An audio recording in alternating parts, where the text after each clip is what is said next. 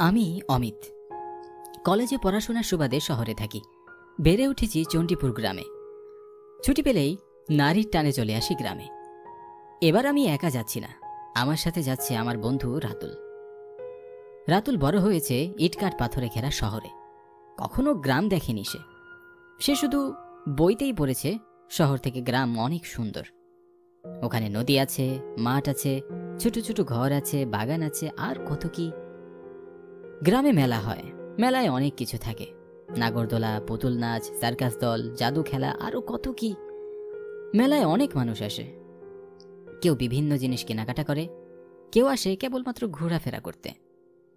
এই মেলা এত বড় হয় যে ঘুরতে ঘুরতে পা ব্যথা হয়ে যাবে, তাও শেষ হবে না। আমাদের চণ্ডীপুর গ্রামে প্রতি বছর বড় মেলা বসে। বাড়ি থেকে মা ফোন করে জানালো এবারও মেলা বসেছে 3 দিনের জন্য। কলেজ তো ছুটি, তাই ভাবলাম বাড়ি থেকে ঘুরে আসি, সাথে মেলাটাও দেখা হয়ে যাবে। এ যেন হ্রদ দেখা হবে, আবার কলাও বেচা হবে। রাতুলও আমার সাথে গ্রামে আসতে চাইল। ওর বাড়ি থেকে অনুমতি নিয়ে আমি আর রাতুল বাসে করে রওনা দিলাম গ্রামের উদ্দেশ্যে। বাসে আসতে আসতে সন্ধ্যা হয়ে গেল। বিকেল গড়িয়ে সন্ধ্যা হাওয়ায় পাখিগুলো সব কিচিরমিচির করে নিড়ে ফিরছে, আর জোনাকি পোকাগুলো সমান তালে ডাকাডাকি করছে। রাতুল আর আমি বাস থেকে নেমে হেঁটে হেঁটে গ্রামের বাজারে এলাম।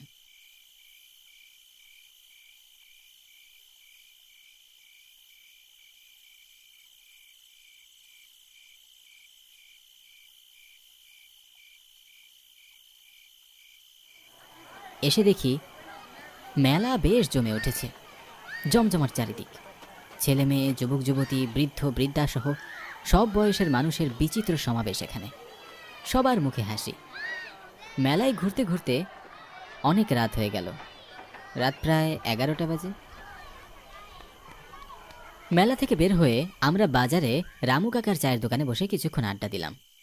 গ্রামে আসলে রামু কাকার হাতের চা না খেলে যেন বাকি থেকে যায় কিছু একটা। কাকার হাতের যে চা একবার খাবে সে বারবার ফিরে আসবে এই গ্রামে শুধু চা খেতে। কাকার সাথে অনেক দিন পর দেখা হয়ে অনেক ভালো লাগলো। সত্যি নিজ চোখে না দেখলে তো বুঝতেই পারতাম না কি অসাধারণ গ্রামের পরিবেশ। মানুষগুলো এতটা আন্তরিক হয়, মনে যাচ্ছে শহর ছেড়ে বাবাকে নিয়ে গ্রামেই চলে আসি। অমিত, তোদের বাড়িটা কতদূর? বাজার থেকে আমাদের বাড়ি প্রায় 70 কিলোমিটার হবে। একদম অজবারাগা, তাই তো কোনো গাড়ি ঘোড়া ঠিক মতো পাওয়া যায় না। বেশিরভাগ সময় পায়ে হেঁটে বাড়ি ফিরতে হয়। চায়ের দোকান থেকে বেরিয়ে আমরা 3 রাস্তার মোড়ে এসে বাড়ি ফেরার জন্য অপেক্ষা করছি। অনেকক্ষণ দাঁড়িয়ে রইলাম, কিন্তু রাত অনেক হওয়ায় কোনো ভ্যান বা অটোর দেখা পেলাম না। কি আর করার, তাই কোনো উপায় না পেয়ে 2 বন্ধু মিলে বাড়ির দিকে হাঁটা শুরু করলাম।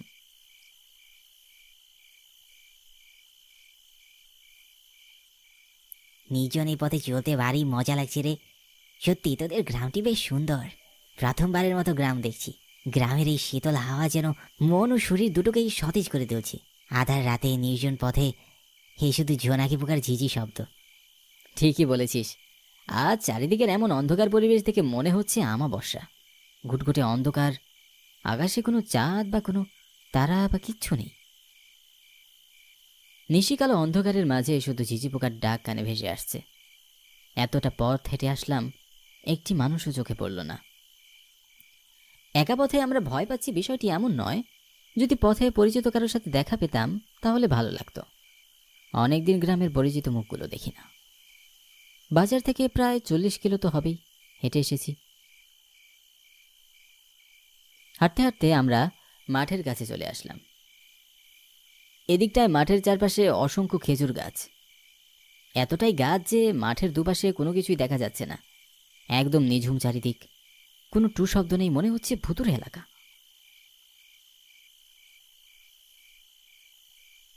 মাঠে কিছু দূর পথ এগোতেই কানে ভেসে আসলো একটা মেয়ের কান্নার আওয়াজ। কান্নার শব্দ শুনে আমরা পথে থমকে দাঁড়ালাম। চারপাশে তো শুধু খেজুর গাছ, আশেপাশে কোনো ঘর বাড়ি বা কোনো মানুষজন নেই। কান্নার শব্দটি স্পষ্টই বোঝা যাচ্ছে, তবে কাঁদছে কে? ভূত, ভূত। ওসব ভূত টুত বলে কিছুই নেই রে, তোর মনের ভুল হবে। আর ভয় পাস না, তুই একা না, আমি তোর সাথে আছি না। আমার কথায় রাতুল কিছুটা সাহস পেল। আবার একটু সামনে এগোতেই এরকমই কান্নার শব্দ। এবার বেশ জোরে জোরে গাচ্ছে মেয়েটা। হঠাৎই মাঠের বাঁদিক চোখে পড়তেই দেখি খেজুর গাছের আড়ালে একটা মেয়ে বসে কাঁদছে। তাহলে কি এই মেয়েটাই বসে বসে কাঁদছে? হ্যাঁ, কান্নার আওয়াজ তো এদিক থেকে পাচ্ছি। চল কাছে গিয়ে দেখি মেয়েটার কি হয়েছে। আমি আর রাতুল মেয়েটির কাছে গেলাম। কাছে গিয়ে দেখলাম মেয়েটি কাঁদছে। তাহলে এই সেই মেয়ে যে এতক্ষণ কাঁদছে। মেয়েটির কাছে গিয়ে জিজ্ঞাসা করলাম, এত রাতে এখানে কি করছো? কি হয়েছে তোমার? আর কাঁদছো কি জন্য? মেয়েটি কাঁদতে কাঁদতে উত্তর দিল, আমি একা নই, আমার সাথে আমার স্বামী রয়েছে। তোমার সাথে তো কাউকেই দেখতে পাচ্ছি না। তোমাকে কেউ একা রেখে চলে গেছে? না না, আমাকে একা ফেলে পালায়নি। আমরাও এই পথ দিয়ে যাচ্ছিলাম। এই পথে তো আমরা এতক্ষণ কারোই দেখা পেলাম না। তোমরা কখন এ পথ দিয়ে এলে? আমরা সন্ধ্যার দিকে এই পথ দিয়ে বাইকে করে যাচ্ছিলাম। যেতে যেতে অ্যাক্সিডেন্ট করি। অ্যাক্সিডেন্ট? কোনো কিছু হয়নি তো আপনাদের? না, আমার তেমন কিছু হয়নি। তবে আমার স্বামী আর নেই, সে মারা গেছে। সামনেই তার লাশ পড়ে আছে। আমার সাথে আসুন, আমি দেখাচ্ছি। মেয়েটির সাথে করে আমি আর রাতুল হাঁটা শুরু করলাম। কিছু দূর যেতেই দেখি মেয়েটি আমাদের সাথে নেই। আমি আর রাতুল আশেপাশে তাকিয়ে দেখি কোথাও নেই। মনে মনে বললাম, যাকগে, আমার কি এসব উটকো ঝামেলা। ভেবেই আমি মুখ ফিরিয়ে সামনের দিকে তাকাতেই দেখি একটা সাদা কাপড়ে মোড়ানো লাশ আমাদের সামনে। লাশটি দেখে আমি চমকে উঠলাম। আবার দেখি আমাদের সামনে কিছুই নেই, লাশটি উধাও। এমন সময় আমি অনুভব করলাম আমাদের পেছনে কেউ দাঁড়িয়ে আছে। কেউ যেন আমাদের কাঁধে মুখ দিয়ে ফিসফিস করে কিছু বলতে চাইছে। আমি পেছনে ফিরে তাকাবো, সেই সাহস যেন আমি হারিয়ে ফেললাম। ভয়ে ভেতরে ভেতরে কাঁপছিলাম। ভয় পেলেও বুকে খুব সাহস নিয়ে আমি পিছনে তাকালাম। আর তাকাতেই দেখি সেই মেয়েটি দাঁড়িয়ে আছে আবার পিছনে। মেয়েটি সাদা শাড়ি পরা, ভয়ঙ্কর তার মুখ, সারা শরীরে নখের আঁচড়, চোখগুলো বড় বড়, লাল টকটকে আগুনের মতো জ্বলছে। মেয়েটির মাথা, নাক, মুখ সব জায়গা দিয়ে রক্ত ঝরছিল। আমি যে চিৎকার করব এরকম কোনো শক্তি আমার মধ্যে বাকি ছিল না। এদিকে রাতুল এসব দেখে অজ্ঞান হয়ে গেছে। মেয়েটি আমার দিকে ভয়ার্ত দৃষ্টিতে তাকিয়ে রইল। কি ভয়ঙ্কর তার হাসি রে বাবা! মেয়েটির এমন ভয়ঙ্কর হাসি দেখলে যে কেউ জ্ঞান হারিয়ে নিচে পড়ে যাবে। আমিও ভাবছিলাম কখন যে জ্ঞান হারিয়ে পড়ে যাই। খুব ভয় করছে এখন, তাই না? তোর আর তোর বন্ধুর ঘাটটা যখন মটকাবো তখনই টের পাবে আসল মজা।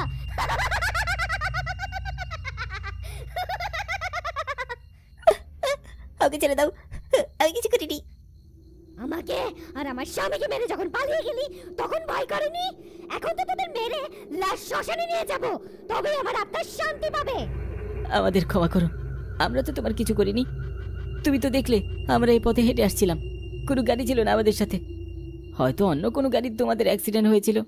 হ্যাঁ হ্যাঁ, আমরা সাবধানেই গাড়ি চালাচ্ছিলাম। পেছন থেকে একটা অটো এসে ধাক্কা দিয়ে পালিয়ে গেল। ব্রেক করেও সেই রক্ষা হলো না আমাদের। বাইক থেকে পড়ে গাছের সাথে বাড়ি গেলাম।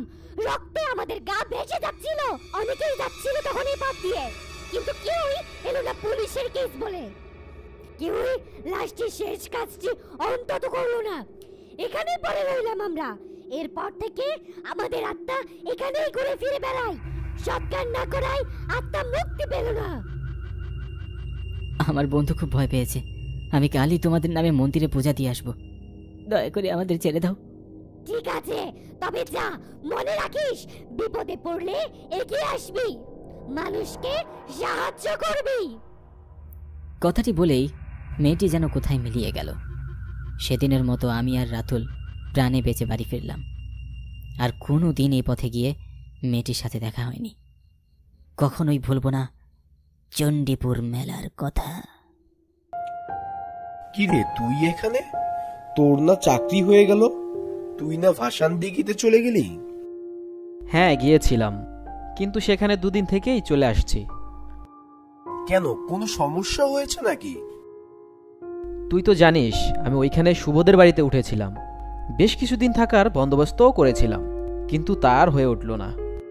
হয়ে উঠলো না মানে? তোর কথার তো কিছুই বুঝতে পারছি না আমি, তবে তোর মুখ দেখে বুঝতে পারছি তুই খুবই আতঙ্কিত হয়ে আছোস। এরপর আমি মনের মাঝে আর কিছুই আটকে রাখতে পারলাম না। ওই 2 দিনে ঘটে যাওয়া সম্পূর্ণ ঘটনা সুকান্তকে খুলে বলতে লাগলাম।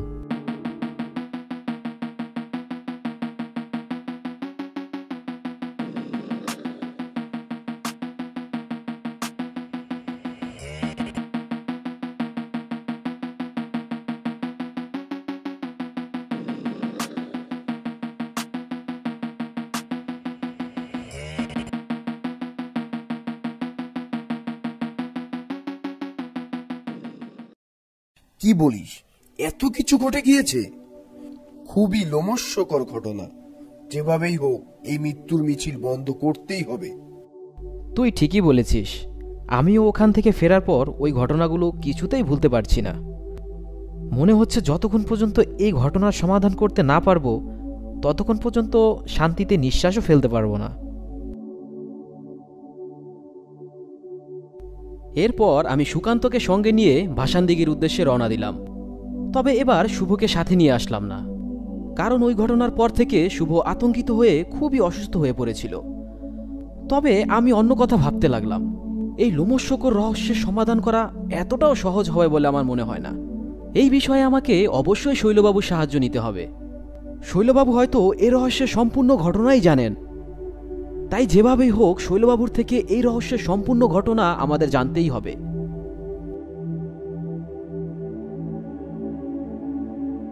ভাসানদিঘিতে পৌঁছে আমরা প্রথমেই শৈলবাবুর সাথে দেখা করি।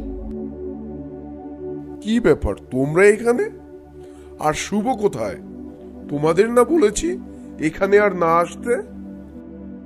আমি এখান থেকে যাওয়ার পর একটুও শান্তিতে থাকতে পারছি না। যেভাবেই হোক এই মৃত্যুর মিছিল শেষ করতেই হবে। আমি এর শেষ দেখে ছাড়ব, আমার মৃত্যু হয় হোক। এতে কিন্তু প্রাণের সংশয় রয়েছে। যদি একটু কিছু ভুল হয় তাহলে যে কোনো সময় যে কোনো দুর্ঘটনা হয়ে যেতে পারে। এরপর আমরা কথা বলতে বলতে লর্ড সাহেবের সেই কবরস্থানের সামনে এসে দাঁড়ালাম। চারিপাশে কেমন যেন একটা গা ছমছমে পরিবেশ। দিনের বেলায়ও কবরস্থানে কেমন যেন ভয় ভয় লাগছে। মনে হচ্ছে কেউ বা কারা আমাদের দেখছে এবং তাদের নজরে নজরে রাখছে। এটাই কি সেই কবরস্থান যেটার কথা তুই আমাকে বলেছিলি?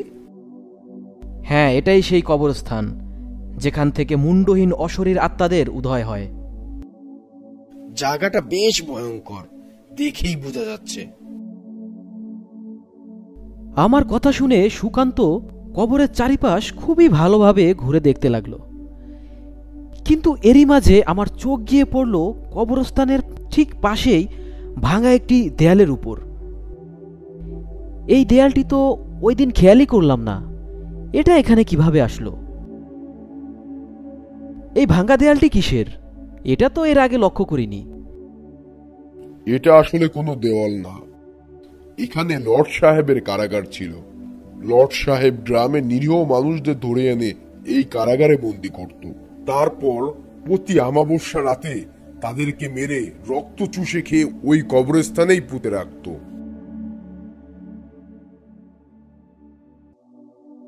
এরপর আমরা ওখান থেকে চলে আসি। ওই অতৃপ্ত আত্মাগুলোকে কিভাবে মুক্তি দেওয়া যায় সেই বিষয় নিয়েই আলোচনা করতে থাকি এবং শৈলবাবুর কাছ থেকে লর্ড সাহেবের ঘটনার বিস্তারিত জানতে থাকি। আচ্ছা, সবই বুঝলাম, কিন্তু লর্ড সাহেবের মৃত্যু হলো কিভাবে? হয়তো ভ্যাম্পায়ার শেষে আর কোনো মানুষকেই শিকার করতে না পেরে লর্ড সাহেবকেই মেরে ফেলেছিল। বেশ কিছুক্ষণ কথা বলতে বলতে রাত একটু গভীর হয়ে এসেছে। তবে তারপরই হঠাৎ বাইরে থেকে কিসের যেন শব্দ শুনতে পেলাম।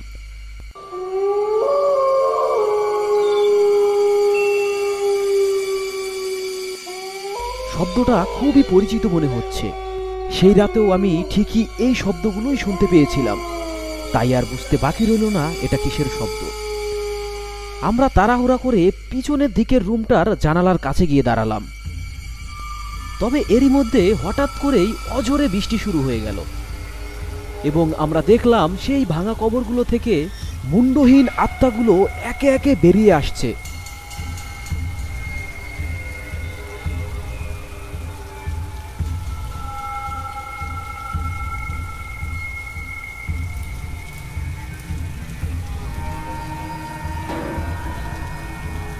সে কি এক বিভৎস দৃশ্য, যা দেখে আমরা আর কোনোভাবেই তাকিয়ে থাকতে পারছিলাম না।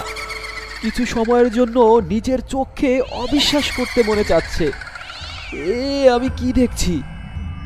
তারপরেও আমি মনে সাহস জগিয়ে তাকিয়ে থাকলাম কবরস্থানটির দিকে। দেখলাম অতৃপ্ত আত্মাগুলো হাঁটতে হাঁটতে সেই ভাঙা কারাগারটির সামনে এসে দাঁড়ালো। তারপর আমি আর কিছুই দেখতে পেলাম না।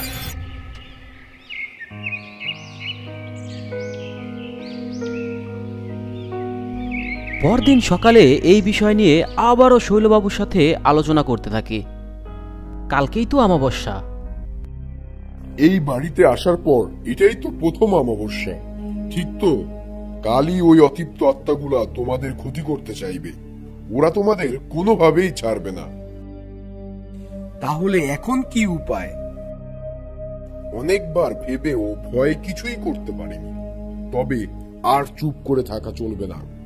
এটা বন্ধ করতেই হবে, মৃত্যু হলে হোক। আর সময় নষ্ট করা যাবে না। আজ রাতেই আমাদের ওই অতৃপ্ত আত্মাদের সংস্কার করতে হবে, তাহলেই ওরা মুক্তি পাবে। এখন নয় কেন? আমরা তো চাইলে এক্ষুনি কাজটা করতে পারি। এখন দিনের আলোতে এসব করলে সবার নজরে আসবে। আসলে গ্রামের মানুষরা এ বিষয়ে কিছুই জানে না। এমনিতেই এই বাড়ির মালিকদের মুন্ডহীন মৃতদেহ দেখে গ্রামের মানুষরা সন্দেহ করে, তাই এই বাড়ির আশেপাশেই কেউ আসে না।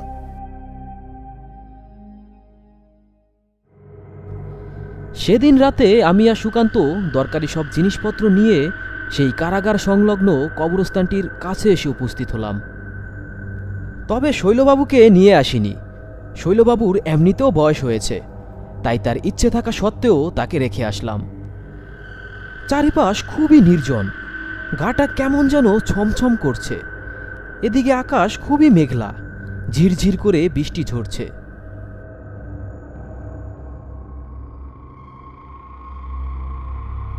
তারই মধ্যে আমি আর সুকান্ত কোদাল দিয়ে কবরস্থানের মাটি খুঁড়তে লাগলাম।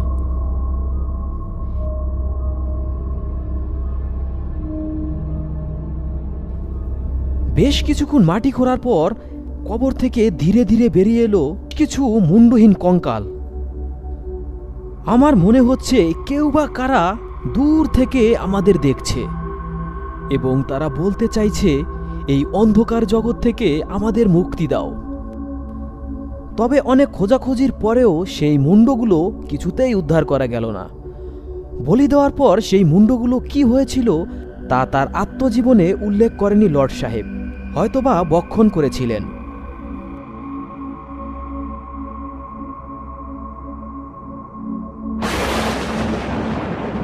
সব কয়টি কঙ্কাল একসাথে জড়ো করে আগুন ধরাতেই একসাথে অনেকগুলো কালো ধোঁয়ার মতো কিছু জিনিস বাতাসে শব্দ করে মিলিয়ে গেল।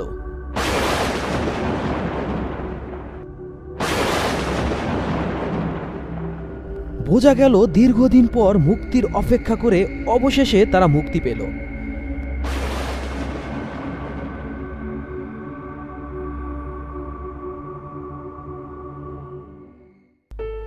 সব কাজ যখন শেষ তখন প্রায় ভোরের আলো ফুটে উঠেছে। তারপর আমি সেই বাড়িতে আরো বেশ কয়েকদিন ছিলাম। তবে রাতের বেলায় আর কখনোই সেই ভয়ঙ্কর দৃশ্য বা শব্দ আর দেখা যায়নি। লর্ড সাহেবের সেই কারাগার ভেঙে ফেলা হলো আর কবরস্থানের জায়গাতে ছোট ছোট গাছের চারা রোপণ করা হলো। শুরু হলো এক নতুন জীবন। আমাদের এই গল্পটি কেমন লেগেছে অবশ্যই কমেন্ট করে জানাবে। তোমরা যদি কোনো গল্প আমাদের সাথে শেয়ার করতে চাও তাহলে এক্ষুনি ডেসক্রিপশন বক্স থেকে আমাদের মেইল অ্যাড্রেসে যোগাযোগ করো। আর তোমরা যদি আমাদের গল্পের আপডেট পেতে চাও তাহলে চোখ রাখো হ্যালো কার্টুনের ফেসবুক পেজে। ফেসবুক পেজের লিংক আমাদের ভিডিওর ডেসক্রিপশন বক্সে দেওয়া থাকবে।